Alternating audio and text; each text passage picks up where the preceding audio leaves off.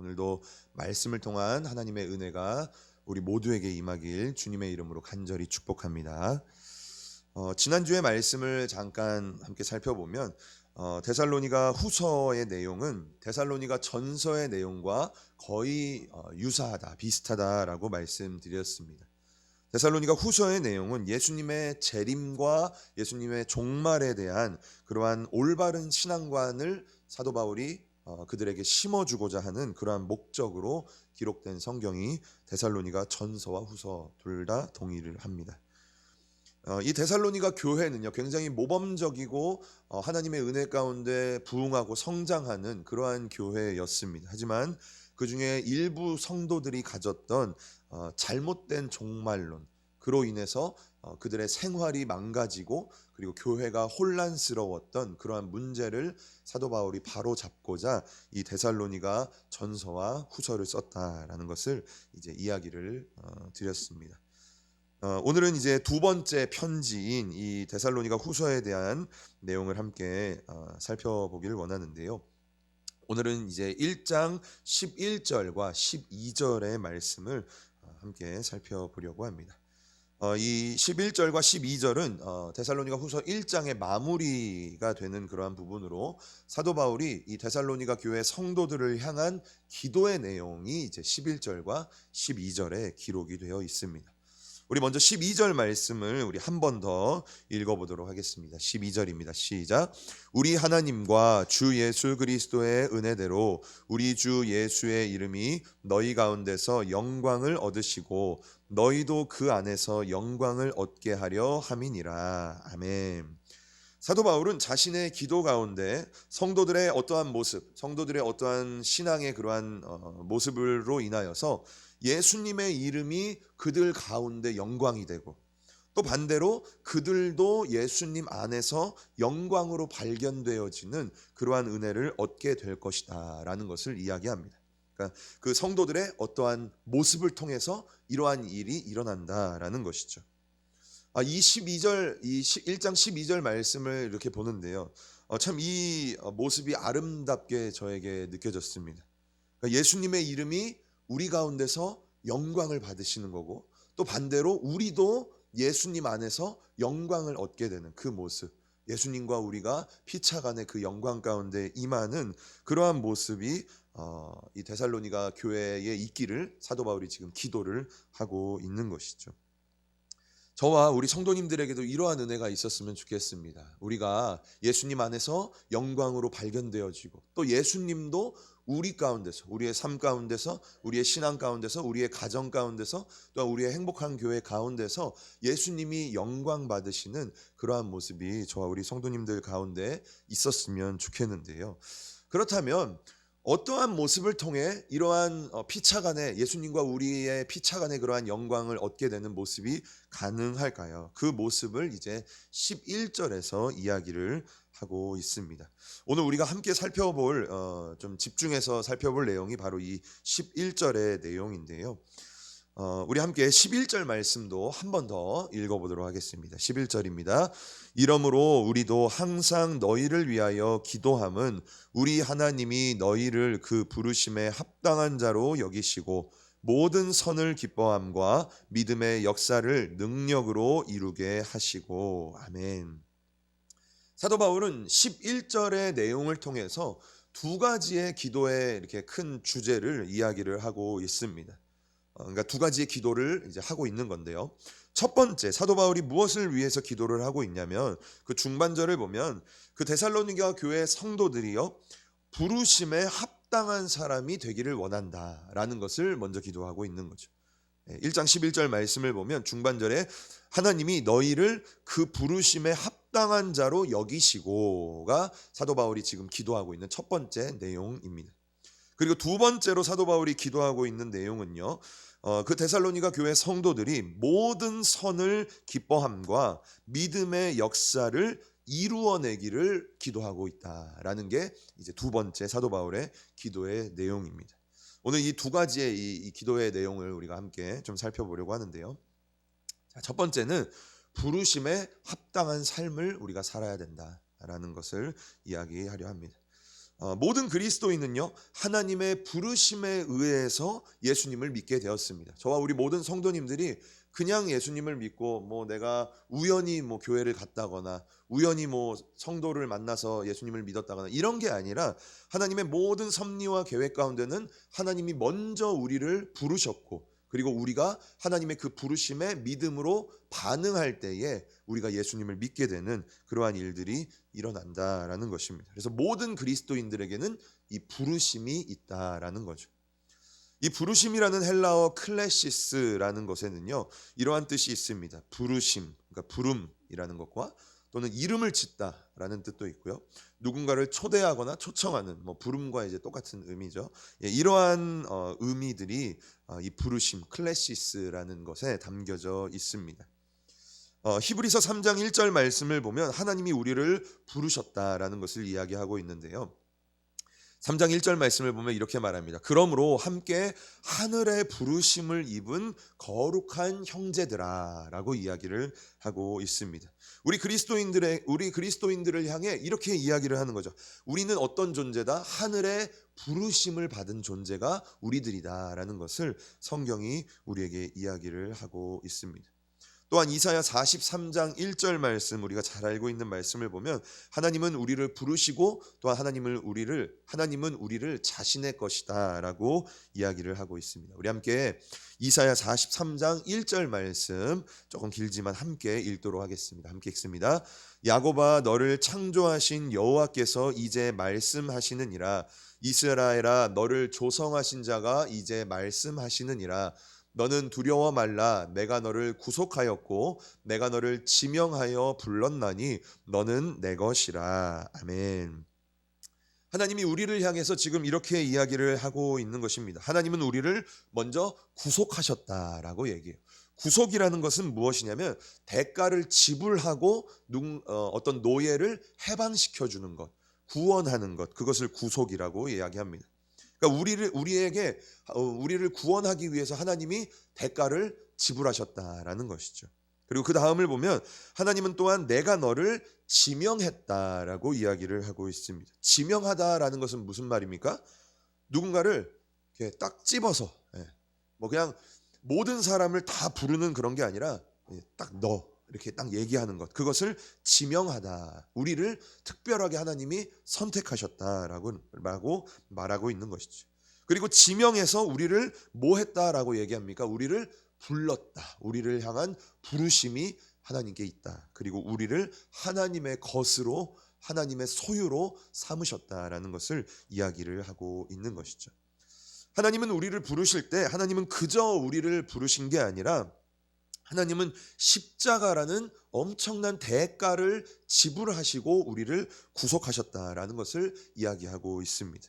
그리고 모든 사람들을 아무나 와라, 뭐 다 와라 이렇게 얘기하는 것이 아니라 하나님은 특별히 나라는 사람을 지명하셔서 나를 부르셨다라는 것을 성경이 우리에게 분명하게 이야기를 하고 있는 것이죠.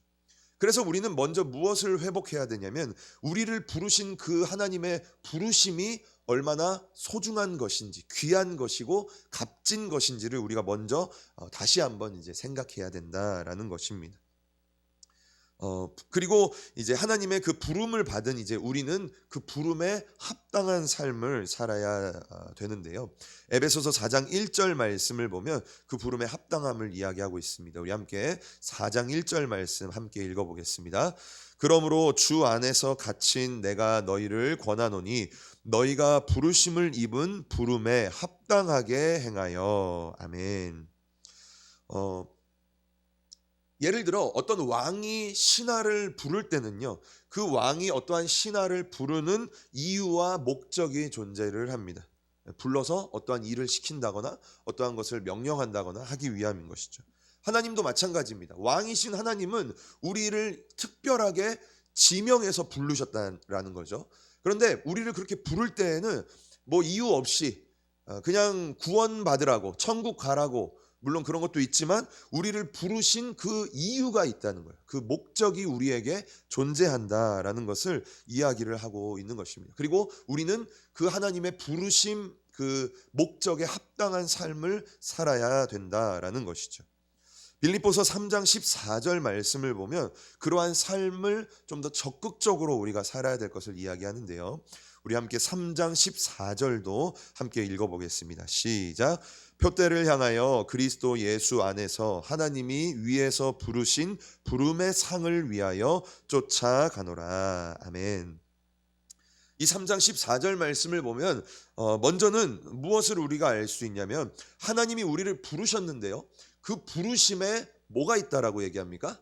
상이 있다라고 먼저 얘기하고 있어요. 하나님이 우리를 부르시는데 그냥 부르시는 게 아니라 부르신 이유와 목적에 합당한 삶을 살게 되면 그거에 합당한 상을 우리에게 주실 것을 예비하고 있다. 그것을 성경이 우리에게 먼저 이야기를 하고 있는 것이죠.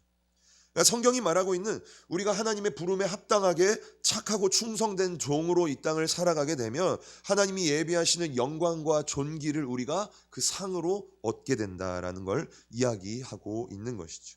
그리고 두 번째로는 그러한 부름의 상 그리고 그러한 부름의 이유와 목적이 있기 때문에 우리는 그 부르심에 합당하게 그 부르심을 쫓아가는 삶을 살아야 된다라고 성경은 이야기하고 있습니다. 여기서 말하는 이 쫓아간다라는 것은요, 그냥 뭐 이렇게 흘러가는 대로 따라가고 뭐 누군가를 이렇게 뒤쫓아가는 그런 것이 아니라 이 쫓아가노라라는 것에는 전신전력을 다해 죽을 힘을 다해 어떠한 사냥감을 쫓아가는 그러한 의미가 이 안에 담겨져 있는 거예요.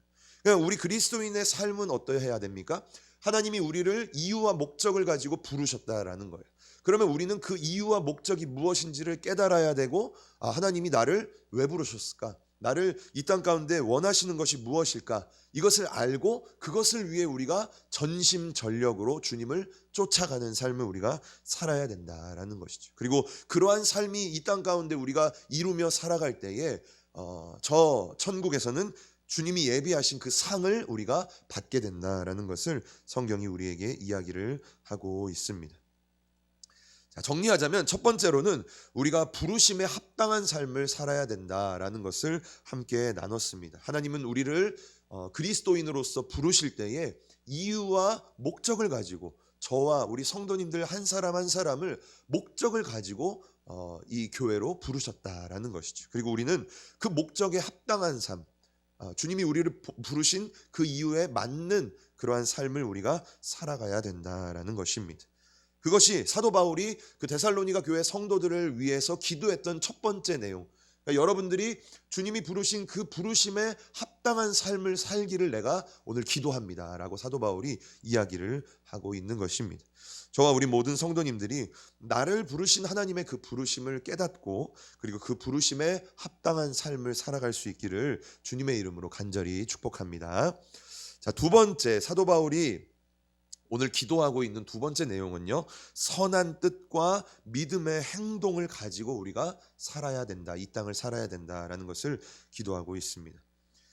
사도 바울은 오늘 두 가지의 내용을 기도하고 있다라고 제가 아까 서두에 말씀드렸는데, 첫 번째는 방금 살핀 것처럼 성도들이 하나님의 부르심에 합당한 삶을 살기를 기도합니다라는 게 이제 첫 번째 내용이었고요. 그리고 두 번째 내용은 이제 살펴볼 것인데, 데살로니가 교회 성도들이 모든 선을 기뻐하고 그리고 믿음의 역사를 이루면서 살아가기를 사도 바울이 지금 기도를 하고 있다라는 것입니다. 조금 말이 어려울 것 같은데 한번 좀 설명을 해보면서 나아가도록 하겠습니다. 먼저는 모든 선을 기뻐한다라는 것을 좀 한번 설명을 하려 하는데요. 모든 선을 기뻐한다라고 말할 때 이 기뻐하다라는 유도키아라는 헬라어는요, 이러한 뜻이 있습니다. 호의, 선의, 좋은 즐거움, 은총, 소원, 바람 등의 의미가 담겨져 있습니다. 그러니까 유도키아라는 이 뜻 안에는요, 어떠한 생각과 어떠한 의지, 뜻을 말하는 거예요. 그러니까 우리의 생각, 우리의 의지, 우리의 어떠한 뜻, 이거를 유도키아라고 말하는 거죠. 그런데 내가 막 싫은 생각, 내가 별로 안 좋아하는 그러한 생각, 이걸 말하는 게 아니라 내가 좋아하는 생각, 내가 원하는 어떠한 뜻, 내가 하기를 좋아하는 어떠한 것들, 그러니까 그 안에 이제 소원이나 바람 뭐 이런 것들이 이제 담겨져 있는 거죠. 그래서 여기서 좀 더 나아가면요, 내가 좋아하는 어떠한 생각, 이게 이제 유도키아인데, 좀 더 나아가면 하나님이 좋아하시는 뜻, 이것도 이제 유도키아 안에 들어갑니다. 그러니까 하나님이 기뻐하시는 뜻이 있지 않습니까? 그거를 유도키아라고 이야기를 하고 있는 거죠. 그래서 세번역에서는 모든 선을 기뻐함이라는 것을 뭐라고 표현하냐면요, 모든 선한 뜻, 모든 선한 생각이라고 이야기를 하고 있습니다. 사도 바울은 데살로니가 교회 성도들이 어떠한 사람이 되기를 기도했냐면요, 그들이 선한 생각으로 가득 찬 사람들이 되기를 원했다라는 거예요. 데살로니가 교회 성도들이 주님이 원하시는 그러한 뜻으로 가득 찬 그러한 사람들이 되기를 기도했다라는 것이죠. 그들 안에 하나님이 기뻐하시는 뜻, 하나님이 원하시는 생각을 가지고 있는 그러한 성도들이 되기를 사도 바울이 기도하고 있다라는 것입니다. 그것이 사도 바울이 오늘 말하고 있는 모든 선을 기뻐함이라는 것을 이야기하고 있습니다. 그러니까 생각이 하나님이 기뻐하시는 생각을 가진 사람이 되길 원한다. 그것을 첫 번째로 이야기를 하고 있는 거고요. 자, 두 번째는 사도 바울이 무엇을 이야기하고 있냐면, 두 번째는 그들이 믿음의 행동을 하면서 살아가길 원한다라고 사도 바울이 이야기를 하고 있습니다. 믿음의 역사라고 이야기를 하고 있는 것이죠. 이 역사라는 것은 이러한 뜻이 있습니다. 역사는 에르곤이라는 헬라어인데요, 그 안에는 일, 행위, 사무, 행사라는 그러한 뜻이 담겨져 있습니다. 그러니까 어떠한 행동을 말하는 게 역사다라는 것이죠. 그래서 첫 번째로는 생각을 아까 말한다고 하지 않았습니까? 두 번째는 뭘 말하냐면 행동을 말한다라고 할 수 있는 거예요. 그러니까 사도 바울이 간단하게 말하자면, 사도 바울이 지금 데살로니가 성도들을 위해 무엇을 기도하고 있냐면, 그들의 먼저는 생각이 하나님이 기뻐하시는 생각으로 가득 차기를 기도하고 있는 거고, 두 번째는 생각으로만 그것이 끝나는 것이 아니라 그 생각이 믿음의 행동으로 보여지는 것까지 사도 바울이 지금 기도를 하고 있다라는 것입니다. 그러니까 생각과 행동이 주님으로 이제 가득 차기를 원하는 것이죠. 마태복음 5장 16절 말씀을 보면 이러한 말씀이 있습니다. 우리 함께 5장 16절 말씀 함께 읽어보겠습니다. 시작. 이같이 너희 빛을 사람 앞에 비추게 하여 저희로 너희 착한 행실을 보고 하늘에 계신 너희 아버지께 영광을 돌리게 하라. 아멘. 우리 그리스도인들은요, 우리의 선한 행실을 통해서, 우리의 선한 행동을 통해서 하나님께 영광이 되는 그러한 삶을 살아야 됩니다. 그러니까 우리가 누군가에게 선하게 행동하는 것은 나를 위함이 아니라 하나님의 영광을 위한 것이다라는 것이죠. 그것을 우리가 기억하면서 우리가 선한 행실을, 그러한 행동을 해야 된다라는 것입니다. 디도서 2장 14절 말씀을 보면 이러한 행실에 대한 것을 또 이야기를 하고 있는데요. 디도서 2장 14절 말씀도 우리 함께 또 읽어보겠습니다. 시작. 그가 우리를 대신하여 자신을 주심은 모든 불법에서 우리를 구속하시고 우리를 깨끗하게 하사 선한 일에 열심하는 친백성이 되게 하려 하심이니라. 아멘. 하나님은 우리를 값을 지불하고 우리를 구원하셨습니다. 우리를 부르셨습니다. 그런데 그 이유가 뭐다라고 오늘 말씀은 이야기하고 있습니까? 그 이유는 우리로 하여금 선한 일에 열심하는 백성으로 삼고자 함이다라고 이야기하고 있어요. 그러니까 하나님께서 저와 우리 성도님들을 구원해 주신 이유와 목적이 무엇입니까? 이 말씀으로만 보면은 우리로 하여금 선한 행동에 열심을 가지기 위함이다. 우리가 이 땅 가운데 살아가면서 우리의 이웃들에게, 가족들에게, 자녀들에게 그러한 선한 행실을 열심히 보여줄 수 있는 그러한 모습이 우리 가운데 있어야 된다. 그것을 위해 우리를 구원하셨다라고 성경은 우리에게 이야기를 하고 있는 것이죠.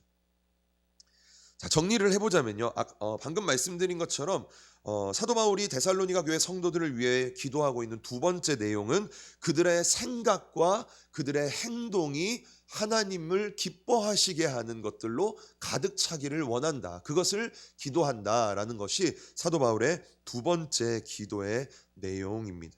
우리는요, 우리의 생각과 우리의 행동으로 내가 예수 믿는 사람이라는 것을 보여줄 수가 있어야 됩니다.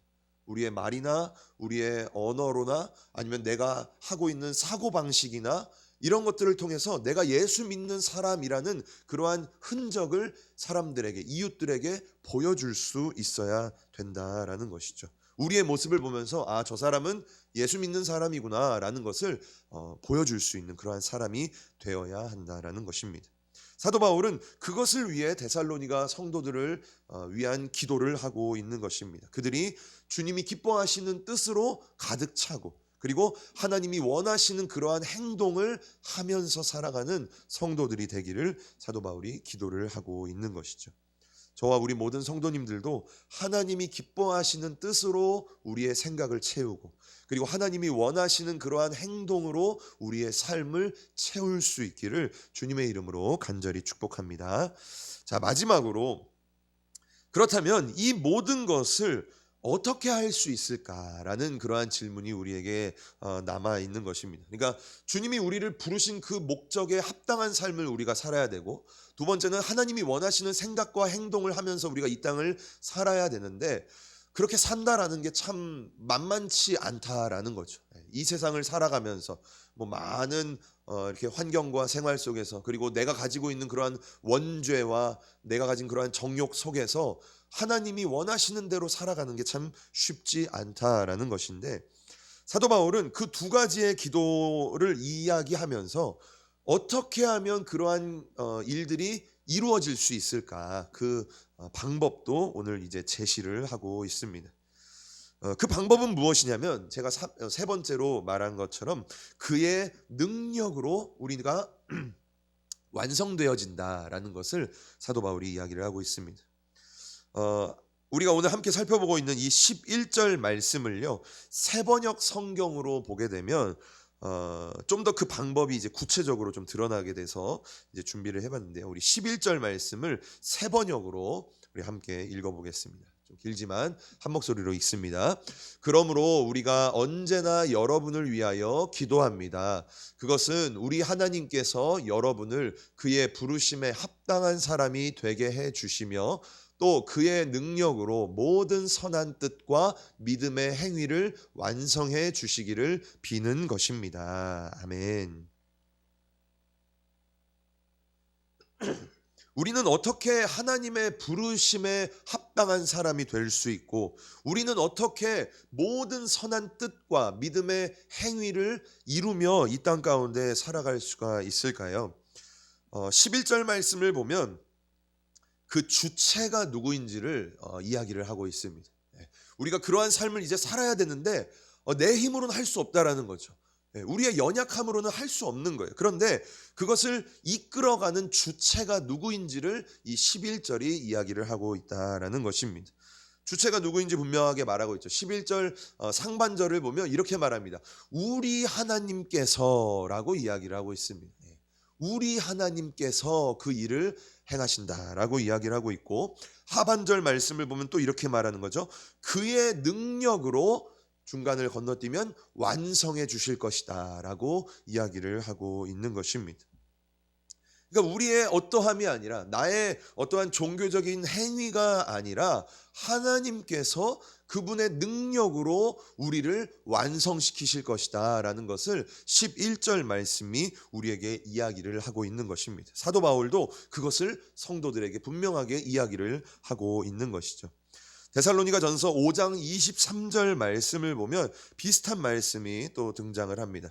우리 함께 5장 23절 말씀 또 한 목소리로 읽어보겠습니다. 평강의 하나님이 친히 너희로 온전히 거룩하게 하시고 또 너희 온 영과 혼과 몸이 우리 주 예수 그리스도 강림하실 때에 흠없게 보존되기를 원하노라. 아멘. 이렇게 말하고 있죠. 23절을 보면 하나님이 친히 거룩하게 하신다라고 이야기를 하고 있습니다. 그리고 또 23절은 이제 두 개가 다 연결이 되어 있는 겁니다. 23절 하반절을 보면 또 뭐라고 말합니까? 하나님이 친히 흠없게 보존하실 것이다 라고 우리에게 이야기를 하고 있는 것이죠. 그러니까 우리가 재림의 날 때, 우리 주님이 오시는 그 날까지 우리가 정말 온전한 삶을 살아야 되고 주님 앞에 흠없는 삶을 살아야 되는데, 그것은 물론 우리의 노력도 필요하겠죠. 하지만 나의 어떠함이 아니라 하나님이 친히 우리를 흠없게 보전하실 것이다. 우리의 영과 혼과 몸을 온전하게 하실 것이다 라는 것을 성경이 우리에게 계속해서 지금 이야기를 하고 있는 것입니다. 데살로니가전서 5장 24절 그 이후의 말씀도 보면 또 이렇게 말하는 거죠. 너희를 부르신 이는 미쁘시니 그가 또한 이루시리라 라고 이야기를 하고 있습니다. 아까 말씀드렸지만 하나님이 우리를 부르셨다라고 하지 않았습니까? 그런데 그 부르심을 이루는 것도 누가 하는 겁니까? 내가 하는 게 아니라 하나님이 나를 부르셨고 하나님이 또한 나를 이루신다. 그 부르심의 목적에 합당한 삶으로 이루신다라고 성경이 우리에게 분명하게 말하고 있는 것이죠. 또한 빌립보서 1장 6절 말씀을 보면 우리가 잘 알고 있는 말씀이죠. 또 함께 읽어보겠습니다. 시작. 너희 속에 착한 일을 시작하신 이가 그리스도 예수의 날까지 이루실 줄을 우리가 확신하노라. 아멘. 하나님은 우리 안에 착한 일을 시작하셨습니다. 그것은 구원의 일이시고 하나님이 우리를 부르신 그 부르심의 일들입니다. 그런데 하나님이 그것을 시작하셨고 그리고 하나님이 그것을 이루신다, 마치신다. 우리는 그것을 확신한다라고 사도 바울이 또한 빌립보 성도들에게 이야기를 하고 있는 것입니다. 우리는요, 이 말씀을 또한 우리의 확신으로 받아야 된다라는 것이죠. 우리는 때때로 저도 그렇지만 나의 연약함을 바라보며 나의 부족함을 보면서 내가 때때로 세상 가운데 넘어지고 신앙이 좀 흔들리고 삶의 문제와 상황 가운데 고민하고 염려하고 근심하는 우리의 모습을 보면서 자꾸만 이렇게 내가 이래도 되는 건가? 아니면 내 믿음과 내 확신이 조금씩 흔들리는 것을 우리는 발견을 하게 됩니다. 하지만 우리는 그럴 때마다 오늘 우리가 함께 살펴봤던 그 말씀을 기억해야 된다라는 것이죠. 우리의 구원을 이루는 것은 누구입니까? 내가 아니라, 나의 어떠함이 아니라 하나님이 그것을 시작하셨고 또한 하나님이 그것을 완성하신다라는 것을 우리가 늘 기억하면서 믿음으로 나아가야 된다라는 것이죠. 그럴 때에 사탄의 공격으로부터 우리가 믿음이 흔들리지 않고 주님 안에서 굳건하게 설 수 있다라는 것입니다. 우리는 오늘 말씀을 맺으면서 세 가지의 내용을 함께 살펴봤습니다. 첫 번째는 바울이 두 가지의 기도를 하고 있다라고 이야기를 드렸죠. 어떠한 기도를 하고 있습니까? 사도 바울은 데살로니가 교회 성도들이 하나님이 그들을 부르신 그 부르심에 합당한 삶을 살기를 원한다라는 것을 기도했다라고 말했습니다. 하나님은 우리를 동일하게 우리도 하나님은 부르셨습니다. 하나님은 십자가라는 엄청난 값을 지불하시고 우리를 구원해 주셨습니다. 그리고 아무나 부르신 것이 아니라 특별히 우리를 지명하셔서 우리를 꼭 집으셔서 우리를 예수 믿게 만드셨다라는 것이죠. 그리고 그 부르심에는요, 이유와 목적이 있다라고 말씀드렸습니다. 저와 우리 성도님들 한 사람 한 사람에게는 하나님이 부르신 이유와 목적이 분명하게 존재한다라는 것이죠. 그리고 우리는 이 땅을 살면서 그 이유와 목적에 합당한 삶을 살아야 된다라는 것을 우리가 첫 번째로 함께 살펴봤습니다. 그리고 두 번째, 사도 바울이 데살로니가 교회 성도들을 위해 기도했던 두 번째 내용은 그들이 선한 뜻과 믿음의 행동을 이루며 살아가길 원한다라는 것을 기도했습니다. 사도 바울은 데살로니가 교회 성도들이 하나님이 기뻐하시는 생각을 하면서 살기를 원했고 그리고 하나님이 원하시는 믿음의 행동을 하면서 살아가기를 기도했다라는 것을 이야기를 하고 있는 것이죠. 마찬가지입니다. 저와 우리 성도님들도 어떠한 삶을 살아야 됩니까? 먼저는 하나님이 기뻐하시는 생각을 나의 생각으로 삼으며 살아야 된다라는 거예요. 우리의 삶 가운데, 내가 지금 살아가고 있는 내 인생 가운데, 우리 가정 가운데, 우리 교회 가운데 하나님이 원하시고 기뻐하시는 그 뜻을 나의 뜻으로 먼저는 삼아야 된다라는 거죠. 그걸 분별해야 된다. 그것을 깨달아야 한다라는 것입니다. 그리고 더 나아가서 주님이 주신 그 생각을 우리가 믿음의 행동으로 실천하면서 살아야 된다라는 것을 두 번째로 이제 사도 바울이 기도하고 있다라고 이야기했습니다. 그리고 마지막으로 세 번째, 그렇다면 우리가 어떻게 해야 그렇게 부르심에 합당한 삶을 살고 하나님의 생각도 알고 그걸 또한 실천하고 이렇게 살 수 있을까? 그 방법은 무엇일까? 세 번째는 나의 어떠함으로 그렇게 살아가는 것이 아니라 하나님께서 하나님의 능력을 통해 나를 그렇게 이끌어 가실 것이다. 우리가 그것을 믿어야 된다라는 것을 우리가 함께 살펴봤습니다.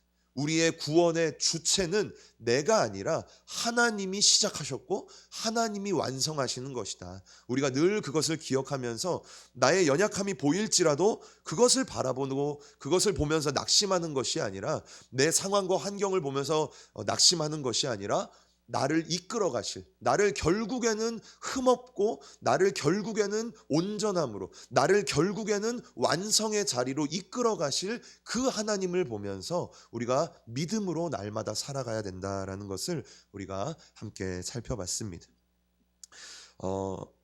성경 다음으로 기독교인이 가장 많이 읽은 책이 있습니다. 무엇인지 아십니까? 그것은 존 버니언이라는 사람이 썼던 철로 역정이라는 책입니다. 그것을 기독교인들이 성경 다음으로 가장 많이 읽은 게 이 철로 역정입니다. 철로 역정이라는 것은 천국으로 가는 여정을 이제 기록해 놓은 소설처럼 기록해 놓은 책이 이 철로 역정인데요. 그 안에는 수많은 이야기들이 이제 등장을 합니다. 그 중에 한 이야기를 좀 소개하고 오늘 말씀을 마치려고 합니다. 하루는 이제 그 천국으로 가는 여정 가운데 있는 사람의 이름이 크리스찬이라는 주인공인데요. 그 크리스찬이 꿈을 꾸게 됩니다. 그런데 그 꿈에서 누구를 만나게 되냐면 해석자라는 사람을 만나게 됩니다. 그 꿈에서 해석자가 그 크리스찬의 손을 잡고 크리스찬을 한 벽난로 앞으로 이제 데려가게 됩니다. 그 벽난로 안에는 이제 불이 열심히 활활 이렇게 타오르고 있었는데요. 그 벽난로 앞에 어떤 한 사람이 이렇게 딱 서 있는 거예요. 그런데 그 사람 손에는 뭐가 들려져 있었냐면요, 물통이 들려져 있었습니다. 그리고 그 벽난로를 바라보면서 그 벽난로 안에 타오르고 있는 불을 바라보면서 물을 자꾸 뿌리면서 그 불을 꺼트리려고 하는 것이죠. 크리스찬이 해석자에게 물어봅니다. 이것이 무엇을 의미하는 것입니까? 라고 이야기를 하자 해석자가 그 크리스찬에게 저기에 보이는 그 저 불이라는 것은 우리 인간들 마음 안에 있는 하나님의 은총을 의미하는 것이다 라고 이야기를 합니다. 그리고 그 앞에서 그 불을 꺼트리려고 물을 끼얹는 자는 바로 우리의 원수가 되는 마귀 사탄이다 라는 걸 이야기합니다. 그런데 그 모습을 계속 지켜보고 있는데요, 그 사람이 앞에서 계속 물을 뿌리기는 하는데 그 불이 꺼져야 되는데 꺼지지 않고 점점 거세게 타오르고 점점 그 불길이 커지는 거예요. 이 크리스찬이라 사람이 의문을 가지고 왜 불이 꺼지지 않고 저렇게 타오릅니까? 라고 이야기를 하자 해석자라는 사람이 그 크리스찬의 손을 붙들고 그 벽난로 뒤쪽으로 이제 가게 됩니다. 그런데 그 벽난로 뒤쪽을 보니까 그 뒤쪽에도 한 사람이 서 있는 것이죠. 그리고 그 사람의 손에는요, 기름통이 들려져 있었습니다. 그 앞에서 물을 자꾸 끼얹는데 그럼 불이 꺼지지 않습니까? 그런데 그 뒤편에서 아무도 모르게 그리고 끊임없이 그 기름을 그 불에 지피고 있는 이렇게 붓고 있는 그 사람의 모습을 이제 보게 됩니다. 해석자가 크리스찬에게 이렇게 이야기합니다. 그 벽난로 뒤편에서 아무도 모르게 하지만 끊임없이 기름을 부어주고 있는 존재는 바로 우리 예수 그리스도다라고 이야기를 합니다. 그리고 그 예수 그리스도께서 우리 마음에 한번 지펴준 그 불이 꺼지지 않도록 그 불을 보존하기 위해서 끊임없이 끝까지 그 기름을 부어주신다라는 그러한 해석을 해석자가 해주게 됩니다. 그렇습니다. 사탄은요, 우리를 끊임없이 넘어뜨리려고 베드로서를 보면 우는 사자와 같이 우리를 삼키려 하고 있지 않습니까? 우리를 시험 들게 만들고 상황과 환경을 통해서 우리의 마음을 낙심시키게 만들고 우리의 기도의 줄이 끊어지게 만들고 우리의 신앙의 불이, 우리의 안에 있는 성령의 불이 식어지게 만드는 존재가 바로 사탄 마귀입니다. 하지만 우리에게는 사탄 마귀 말고 누가 있습니까? 우리에게는 예수님, 하나님이 있다라는 것이죠. 그분께서 우리를요, 그의 능력으로 우리를 완성의 자리까지 끝까지 이끌어 가신다라고 오늘 말씀은 우리에게 이야기를 하고 있습니다. 우리를 부르신 그 부르심에 합당한 삶을 살 수 있도록, 또한 우리의 생각과 우리의 행동이 하나님이 원하시는 그러한 자리까지 나아갈 수 있도록 누가 우리와 함께 하시냐면 예수 그리스도께서 우리와 끝까지 함께 하신다라는 것이죠. 그렇기 때문에 우리에게는요, 소망이 있는 것입니다. 나의 어떠한 모습을 보면서 내가 지금 열심히 하고 있으니까 소망이 있겠다, 이것이 아니라 우리 뒤편에서, 그렇죠? 아무도 모르게, 때로는 나도 모르게, 하지만 끊임없이 우리에게 기름을 부어주고 있는 그 예수 그리스도가 우리에게 있기 때문에 우리는 흠없는 자리까지, 완성의 자리까지 끝까지 나아갈 수 있다라는 것입니다. 저와 우리 모든 성도님들이 무슨 어떠한 삶 가운데, 지금 어떠한 환경 가운데 살아가고 계신지는 저는 잘 모르겠습니다. 하지만 우리가 어떠한 상황과 어떠한 형편과 또한 우리의 신앙의 어떠한 모습 가운데서도 우리가 절대로 낙심하지 말고, 절대로 실망하지 말고, 절대로 주저앉지 말고, 우리가 가져야 될 자세는 무엇입니까? 늘 주님을 바라보면서 우리를 끝까지 이끄실 그 신실하신 주님, 미쁘신 주님을 바라보면서 우리가 항상 믿음을 가져야 된다, 소망을 가져야 된다라는 것입니다. 저와 우리 모든 성도님들이 이러한 믿음과 이러한 신뢰 속에서 주님과 함께 끝까지 나아갈 수 있는 그러한 은혜가 있기를 주님의 이름으로 간절히 축복합니다.